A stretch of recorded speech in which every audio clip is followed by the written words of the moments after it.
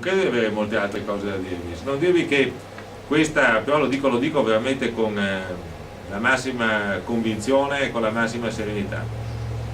Credo in questi anni di aver fatto il mio dovere, credo di averlo fatto con decoro e con dignità. Credo, questi sono i numeri a dirlo, se andate sul sito Open Police piuttosto che sul sito del Senato della Repubblica, vedrete e non vi dispiacerà che il vostro amico Paolo è stato il parlamentare e il senatore di gran lunga più presente a tutte le votazioni del Senato della Repubblica in quest'ultima legislatura del Veneto, col 99,11% di presenze su svariate migliaia di votazioni, quindi potrete anche chiamarmi vescica di ferro, vescica d'acciaio, perché sono stato lì a fare. In Commissione Agricoltura abbiamo fatto, secondo me, un lavoro molto molto buono, in grande collaborazione tra di noi, senza odiarci, senza confrontarci in maniera ostile tra i diversi gruppi.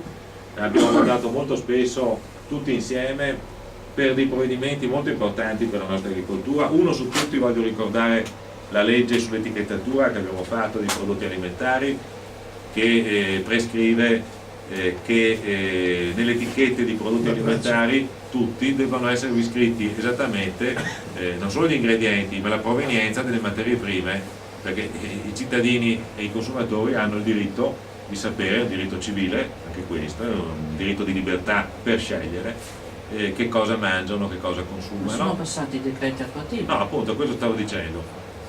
La soddisfazione di aver fatto questa legge, la legge Scarpa, che è una legge di civiltà, di libertà e di democrazia economica. Purtroppo vi confermo che il governo dei tecnici, che per adesso abbiamo visto che sono tecnici politici, invece ha ritenuto, per venire incontro a presunte esigenze delle multinazionali del mondo alimentare, di bloccare questa legge dello Stato, ripeto, votata all'unanimità da tutto il Parlamento, dal Senato e dalla Camera, promulgata dal Presidente della Repubblica, pubblicata sulla Gazzetta Ufficiale ormai da 2 anni, e non sono riusciti, questo governo tecnico in particolare, a fare un solo decreto attuativo.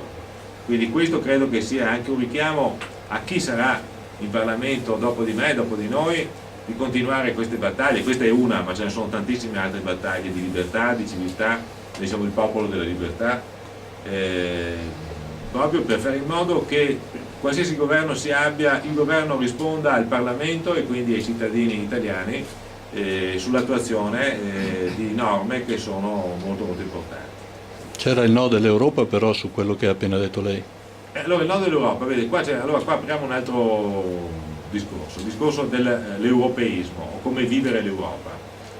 Allora, l'unica cosa, adesso vi rispondo prima tecnicamente poi politicamente. Tecnicamente non vi è nessun problema a livello europeo, il governo italiano ha solo l'obbligo di fare i decreti attuativi filiera per filiera agroalimentare, ok? So, latte, filiera del latte, filiera del pomodoro, filiera dei cereali, filiera ha l'obbligo di notificarlo a Bruxelles.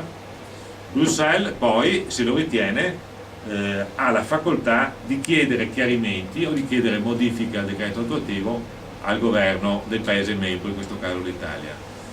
Non lo ha fatto perché il governo italiano non ha fatto il suo dovere, il governo dei tecnici non ha fatto il suo dovere inviando a Bruxelles un solo decreto attuativo. Come avrebbe potuto l'Europa esprimersi negativamente o chiedere dei chiarimenti quando il nostro governo non si è minimamente apprestato a preparare, ripeto, un solo decreto attuativo di una legge voluta dal 99% degli italiani. Comunque non è stata annullata? No, no, la legge è legge dello Stato, è pubblicata, quindi basta che il futuro governo la applichi. Poi mi diceva... No, lei diceva che aveva 2 risposte, anche quella politica, quella tecnica e politica. Poi la risposta politica più ampia sull'europeismo. Spesso viene invocata l'Europa come fosse un qualcosa che ci sta sopra, che quasi come un Moloch, quasi come un qualcosa, una camicia di forza rispetto alle identità nazionali ai soci partecipanti di questa grande comunità, prima economica e poi diventata anche una comunità politica. Ecco, io vorrei che diventasse sempre di più una comunità politica. Io ho praticato molto in questi anni l'Europa, lo facevo anche prima come rappresentante degli agricoltori, lo continuerò a fare ovviamente anche dopo per i miei interessi, per le mie attività. Però ecco, io vivo l'Europa in maniera diversa, non per essere chiaro come chi ritiene che tutto ciò che arriva dalla signora Merkel piuttosto che dal fu Sarkozy, piuttosto che da Van Rompuy, piuttosto che dal signor Barroso, che tra l'altro è stato collocato al suo posto dal presidente Berlusconi, siano ordini per dei soldatini come dovremmo essere noi.